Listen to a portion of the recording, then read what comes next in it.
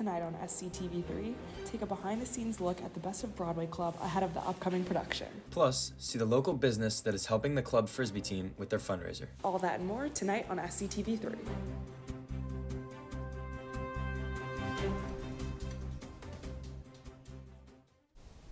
Hello and welcome to another edition of SCTV3 Weekly News. I'm Brian Weiss. And I'm Samantha Paul. Thank you for joining us. We begin tonight by taking a closer look at the Best of Broadway Club.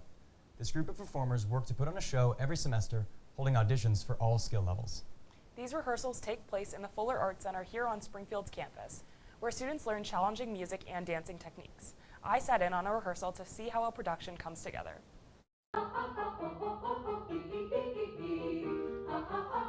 For aspiring actors and musical theater fans, November is an exciting time on Springfield College's campus, as the Best of Broadway Club prepares for their fall show. The Musical Theater Club accepts performers of all talent levels, no prior experience required, to put together the Review, a compilation of iconic musical songs. So we put together 2 shows every year. In the fall, we do something called the Review, which is 22 different numbers from different musicals that we all put together into one show. And then in the spring, we choose a musical. This year is Shrek. There are nearly 30 actors involved in this semester's review, singing a variety of numbers, from Six's Don't Lose Your Head to The Boys Are Back from High School Musical 3. 2 weeks out from the opening curtain, the numbers are now being fine-tuned and performers are getting stage ready. So right now we are in the process of putting singing and dancing together, because previously we have done dance rehearsals and singing rehearsals, so now we are running the show with singing and dancing. I also spoke with junior Katie Lahane about her show prep and why she decided to join Best of Broadway. For her and many of the club's other performers, they find community on stage. I did musical theater back in middle school and high school, and I really enjoyed it. And coming into Springfield, I knew that I wasn't going to be doing any sports, and I was like, oh, they have like a theater club, so I decided to try that out, and I've been in it since my freshman year, and now I'm a junior, so. For students interested in Best of Broadway, we will be showing November 22nd and 23rd at 7 p.m. both days, and 2 p.m. on the 23rd. Auditions for Shrek, the spring musical, will be open in the spring. For SCTV3, I'm Samantha Paul. Although auditions have already been held for the spring musical, Shrek, the club is always looking for volunteers to help as a part of the crew. Students are beginning to enroll in their spring semester classes this week. Students should have already met with their advisors and now can view their time to register. In order to view your registration time, click My Student Profile on PrideNet, log in, and make sure your term is set to the 2025 spring semester. The time can be found in the top right corner. When the time comes, click Registration and Planning, and then register for courses to access Banner's platform. If you need help or have any questions, there will be staff on the second floor of the Learning Commons tomorrow morning starting at 6 to help out. Make sure to register at your assigned time before classes fill up. Questions about the spring semester or course registration can be directed towards your advisor or the Academic Advising Office in the Administration Building. History professor Ian Delahunty held a lecture about Irish immigration to America on Monday afternoon in Judd Gymnasia. Delahunty based the talk and research on his book titled Embracing Emancipation. He examined the large numbers of Irish immigrants who came to the United States following the potato famine in the 19th century, mainly how they faced anti-immigration sentiments from the government and the existing American public. He later showed how Irish immigrants overcame the difficulties they faced and became a story of success. Delahunty wants to inform students about past immigration trends to the United States and how they reflect the problems many immigrants face today. So, I think we can look back to those periods, recognize that what nativists back then said wasn't necessarily true, but also seek to understand why they were saying it, why they held those beliefs, and learn from that to think about, the rhetoric and policies related to immigration in the present. Delahunty says he often uses historical context in his classes when examining modern political issues. For more than 20 years, the Office of Spiritual Life has partnered with Open Pantry Community Services to brighten the holidays for families in need. Adopt a Family allows departments, clubs, sports teams, and individuals on campus to sponsor a family by purchasing and wrapping gifts based on personalized wish lists. Items range from practical necessities like clothing and winter gear to fun items like toys and games. Once sponsors sign up, they receive detailed information about their family, including ages, clothing sizes, and specific needs or requests. Sponsors then work within their budget to purchase, wrap, and deliver high-quality gifts that can make a meaningful impact. For those like Rebecca Callagher, Adopt a Family is a holiday tradition. So I've been working at Springfield College for 10 years, and all 10 years that I've been working here, I have participated in the adoptive family program. I love the adopted family program because we give back to the community. And to me, the holidays are all about kids, and this program specifically connects our college to kids in the community. Although the registration deadline has passed, sponsors who signed up are asked to donate new, high-quality items and drop off the wrapped gifts at the Spiritual Life Center in the campus union. Springfield College has been in the midst of its annual Fill the Bus food drive, with all donations arranged today in Blake Arena. The food drive is co-sponsored by Springfield College Athletics and the college's Department of Public Safety. All of the non-perishable food items donated benefit the Springfield College Pride Pantry and the Food Bank of Western Massachusetts. This event gives members of the campus community a chance to help make a difference, something that is not lost on those involved with the process. I think my favorite part is seeing the community come together, our athletics department, as well as our student athlete leadership team, who all come today and bring their food, and they get excited about the amount of food that we get to help the community.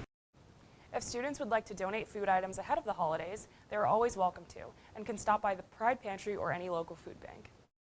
The School of Arts and Sciences is asking for student input in selecting the Fall 2025 Arts and Humanities speaker. You can do so by filling out a simple Google form. The most recent speaker selected was New York Times bestselling author Jason Reynolds. This past October, Reynolds held a private session with campus members and spoke at a larger event in the Fieldhouse. One of his main messages was for people who don't enjoy reading to find books that represent them. Springfield has sent out reminders to fill out the Google form, and anyone on campus can make a submission. Simply state your name, your role at Springfield, and a primary nomination for the series, along with a backup choice. An email with a link to the form was recently sent from the School of Arts and Sciences. The survey is due by Monday, December 2nd. And now we send it over to Connor Rourke in Studio B with our local and national weather report. Connor? After the first rainy day in a while, we can expect more rain tomorrow as the temperatures reach a high of 45 and a low of 36. Then, as we move into the weekend, the rain will stop, but the day will still be cloudy as the temperatures reach between the high 40s and 50s. As the new week begins, the cloudy skies will continue on Monday, but finally on Tuesday and Wednesday, the sun will come out again. However, the temperatures will hover around the 50s. On Thanksgiving Thursday, the rain returns, so make sure to keep your feast inside. Residents in the northern parts of the West Coast experienced a bomb cyclone yesterday. The wind gusts were recorded at 101 miles per hour. This heavy wind, along with intense rainfall, has brought down power lines and other objects, cluttering the roads. Many people have lost power, and drivers are encouraged to slow down on the streets. The precipitation is leading to full rushing rivers and creeks and flooding in low-lying areas. Officials will be looking for downed trees, blocked drains, checking the flood pumps along the roadway, and clearing the culverts with a heavy-duty vacuum. A flood watch has been issued through tomorrow, in addition to many other weather watches and warnings across the area. Back to you, Sam, in Studio A. The Club Ultimate Frisbee team has been holding their annual pie fundraiser this week, selling a wide variety of flavors in the campus union. SCTV3's Liam Riley found the local business that are supplying the pies. Thanksgiving is one of the more popular holidays celebrated with a feast of many foods. One of those foods is pie. For the last 2 weeks, the Club Ultimate Frisbee team has been selling pies in the campus union. The pie sale is a fundraiser that helps raise money for team activities. The pies are supplied by Rice's Fruit Farm, a local business in Wilbraham. It's so great to be able to have a local business help us and support our team, especially being a club team on campus. It really helps us with our tournaments and being able to support our merch sales. Yeah, I think it's been successful in the regard that, it's not like I'm just swapping one customer for another. Someone that's going to come buy the pie here anyways. A lot of these people don't live locally. They live, down in Connecticut or Rhode Island or wherever the case may be, eastern part of Massachusetts, and they're able to take the pie back with them. Rice's Fruit Farm is located on 757 Main Street. With the holiday season approaching, the store has been baking pies daily, which can be found in display near the entrance. They have several types of pies such as peach and fruit of the forest. Maloney shared how the store has been preparing for the holiday season. Busiest day of the year is the day before Thanksgiving. We are closed on Thanksgiving. But yeah, we're getting the supplies, we're getting the boxes, we're getting the bags, we're setting up tables, we're lining up crew. We're going to be working around the clock. For those interested to come into Rice's to buy pie for Thanksgiving, They're open Sunday to Thursday from 6 to 7, and then Friday and Saturday 6 to 8. Reporting for SCTV3, I'm Liam Riley. Bryce's Fruit Farm sells far more than just pies, and you can stop by for some of their famous muffin tops, cider donuts, and ice cream flavors. And now we shift over to some national news. With Thanksgiving right around the corner, people across the country are worried about rising prices at the grocery store. SCTV3's reporter Caleb Knowles has the story on high prices impacting holiday meals. Thanksgiving is just a week away, which means people across the United States are going to be visiting the grocery store to buy food for their Thanksgiving dinners. However, purchasing food has become increasingly more difficult with rising food prices. Bud Smith, a Birmingham, Alabama resident, spoke about how difficult Thanksgiving shopping can be. We usually put together a big meal and have several people over. And like I said, I just thought about it this year, and I said, I don't know if I want to go to the expense of all that because, grocery prices can be high. The Thanksgiving meal staples can add up, from the sides like cranberry sauce, mashed potatoes and stuffing, to the turkey and ham, to the classic desserts like pecan pie and pumpkin pie. Another top seller around Thanksgiving is wine. Scott Atkinson is a wine manager at the Piggly Wiggly. He says while inflation has hit everything, they do their best to keep prices low as possible for customers. We've got a lot of local negotiation that we can do that helps our prices stay pretty competitive. We like to figure out what their budget is and meet them at their budget, because it doesn't matter what I think is best, it's what the customer wants. And if the customer's budget is $15, we're going to get the best bottle we can find for $15. While a few people are getting out to shop for the holiday early, Atkinson says the week of Thanksgiving will still be when the crowds roll through. Reporting to you from SCTV3, I'm Caleb Knowles. Although prices for Thanksgiving favorites are up across the board, many retailers like Walmart have cut the prices of their turkeys ahead of the holiday. A judge has convicted a man for the killing of Laken Riley, a nursing student in Georgia whose death in February shook the college town where she studied, as well as the country. SCTV3's Connor Rourke has the story. 26-year-old Jose Ibarra was found guilty Wednesday morning of murder and other charges related to Riley's death. He was sentenced to life in prison without the possibility of parole. Ibarra is an undocumented Venezuelan immigrant who illegally entered the United States in 2022, but was allowed to stay in order to fight for a citizenship case. Prosecutors said he was hunting for females on the University of Georgia's campus when he encountered Riley. Prosecutors didn't try to reach a plea deal due to the overwhelming evidence. I think because there was no offer on the table that made sense for the defense, because as you just mentioned, there was so much evidence here. Typically, you see a plea deal where it makes sense from both sides. There's some risk associated with moving forward. We know that there are members of the community and others who wish that the death penalty was on the table in this case. Riley was found dead on February 22nd in a wooded part of the University of Georgia's campus in Athens, where she was enrolled in the Augusta University College of Nursing. The 22-year-old had gone for a run that morning through the school's intramural fields, and a concerned friend called the University of Georgia police at around noon once Riley failed to return. The state had charged Ibarra with 1 count of malice murder, 3 counts of felony murder, and 1 count of each kidnapping, aggravated assault, aggravated battery, hindering an emergency telephone call, tampering with evidence, and being a peeping Tom. Ibarra was found guilty on all 10 accounts. Reporting for SCTV3, I'm Connor Rourke. Ibarra's status as an undocumented immigrant who entered the U.S. illegally in 2022 fueled the national debate over immigration. Earlier today, Matt Gaetz, one of President-elect Donald Trump's controversial picks for his cabinet, withdrew his name from consideration for Attorney General. Gaetz, who had been the subject of a House ethics investigation, wrote in a social media post that his confirmation was unfairly becoming a distraction. SCTV3's Morgan Barboza and Patrick Fergus have more. Matt Gaetz's abrupt announcement that he was withdrawing his name for consideration for the Attorney General position was met with surprise on Capitol Hill.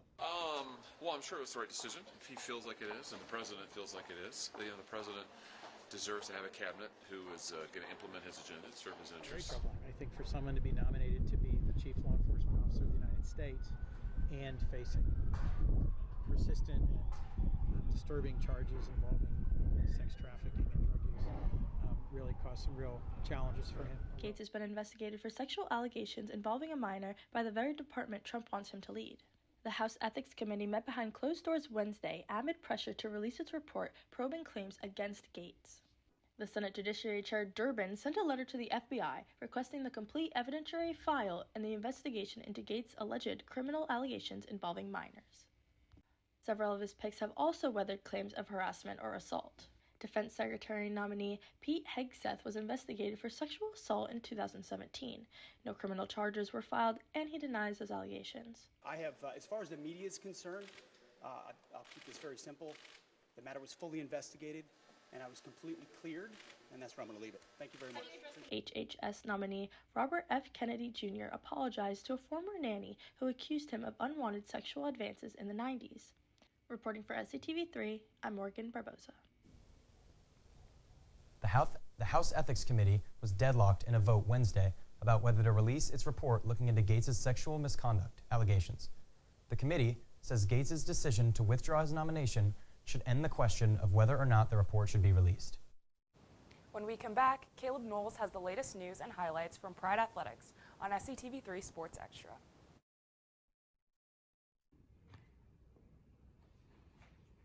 Guys, do you want to change lives? Absolutely. How can we do that? Follow me. Let's go to the Y Club. All right, let's ask some members what they love about Y Club. I love when the Y Club gives me opportunity to hang out with community members. It gives you an opportunity to help families. You don't have to know anything about the Y, and you get to meet great people. I love how inviting all the members are, and I also like participating in all the fun activities. The Y Club gives you an opportunity to grow as a leader by engaging with people in your community. Hey Jess, what's reason number 1 on why you should join Y Club? Meeting different populations of people and learning what future communities you might want to work with.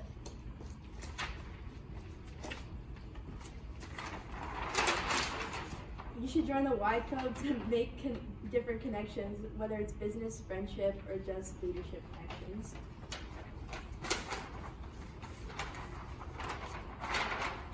Reason number 3 is to get out of your comfort zone. If you feel stuck in any place, and this place is perfect for it. If you want to get out of it and explore new locations. Reason number 4 is that you don't need a career in the YMCA. There's so many other things that you can do with it, and you don't need a job for it.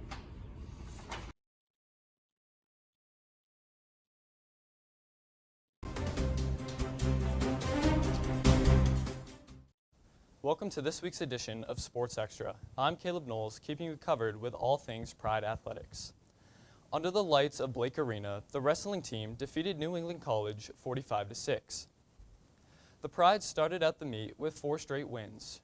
Ryan Kosdra and Luke Temple each secured pins, and they were followed up by technical defeats from Lucien Perella, Matt Duquette, and Casey Allen. Springfield's last 2 wins came off pins by Ben Katz and Jack Callahan. The win moves the wrestling team to 4-0 in dual meets this season, and they will stay home for the Doug Parker Invitational on Saturday. Last Saturday, the swimming and diving team hosted a tri-meet against Wesleyan and Williams. Both the men's and women's teams outscored Wesleyan, but couldn't get past Williams. The men's team lost to Williams 172.5 to 121.5, but beat Wesleyan 190 to 103 for its second win of the year. The women's team also fell to Williams 197 to 96, but notched its first win of the year when they outscored Wesleyan 172 to 127. Both teams have never lost to Wesleyan. The Pride will be back in the pool this Saturday morning against Coast Guard at 11. Springfield women's basketball fell to Rhode Island College on Tuesday night in Blake Arena 58-52. The Pride struggled offensively throughout the game, shooting just 28% from the field.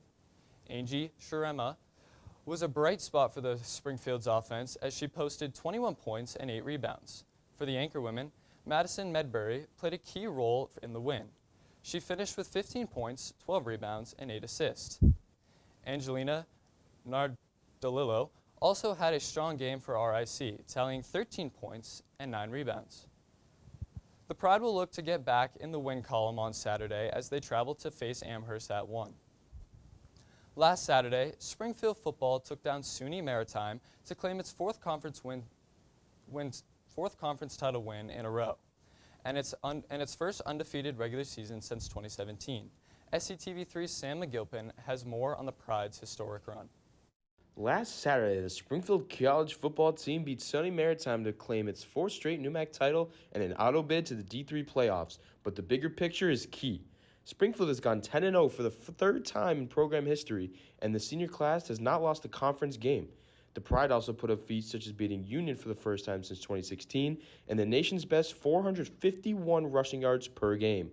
The backfield, led by Blaine Hart and Arshan Steffen, have given Springfield huge numbers as the team has won their games by an average of 34 points. Head coach Mike Sarasulo told the student, quote, "The connectivity of the team has been awesome as far as getting the younger kids to really understand the culture and the brotherhood aspect of things," end quote. Attitude and effort over everything is something that Sarasulo and the Pride preach, and the effort will have to be at an all-time high as they will go the rest of the playoffs without their quarterback Jacob Sylvester. Sophomore Drew Heenan will look to fill in as they play UMass Dartmouth in the second round on November 30th. Reporting from STV3, I am Sam McGilpin.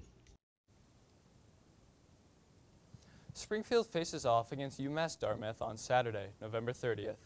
The game will be broadcasted on ESPN+.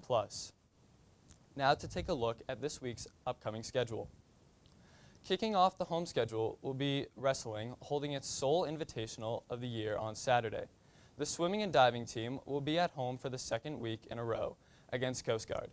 Women's basketball is looking to get off its first home win of the season when Williams steps foot in Blake Arena Tuesday night. Just like the home schedule, there are only three away games this week. Before facing Williams basketball women's basketball travels to Amherst on Saturday. Women's soccer has qualified for the ECAC tournament and takes on Pitt Greensburg in the semifinals. Men's basketball faces Wagner in an exhibition game on Saturday at 5. We've just received a live update that women's volleyball team lost to Virginia Wesleyan in the first round of the NCAA tournament, ending the Pride season. Springfield finishes with a record of 22-8. To see each team's schedule, check out springfieldcollege.com. That'll do it for this week on Sports Extra. Stick around to see what students are looking forward to over Thanksgiving break.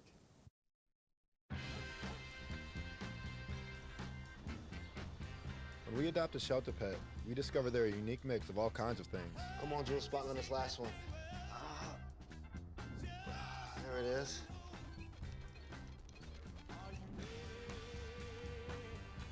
Keep going with it. Leo!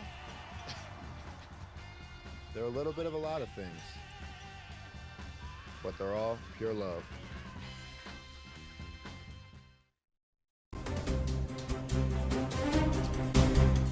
With this week being the week before Thanksgiving, I went around Springfield College's campus and asked students some Thanksgiving-related questions. What's your favorite Thanksgiving side dish? It's got to be mac and cheese. Family makes it every year, and it's just become a tradition in my family. Nice, it's a pretty popular choice. Probably mashed potatoes. I would say mac and cheese. Hot take, I'm gonna say green bean casserole. Stuffing. Stuffing, yeah, good choice. Some like bread rolls or like gravy on top of the turkey. That's a good choice. When it comes to giving thanks, there are endless things someone could say. Here's what Springfield College students said when asked what they're thankful for. Definitely family. Family's everything. I gotta say family. I'm thankful for sports because they provide a good getaway mentally from things like school. I'm thankful for my friends and family. My family, because they've supported me through everything and got me to where I am today.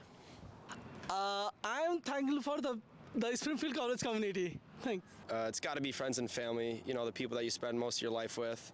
They're just so meaningful to me in my life. It's a great answer. One of the main buzzes around Thanksgiving is Black Friday. Let's see what Springfield College students are saying about the can't-miss deals. Of course I will. My family loves Black Friday shopping, so we will be doing lots of that. Nice. I won't be, but I'm a big Cyber Monday guy. Get all the good technology and stuff online. It's way easier instead of waiting in lines.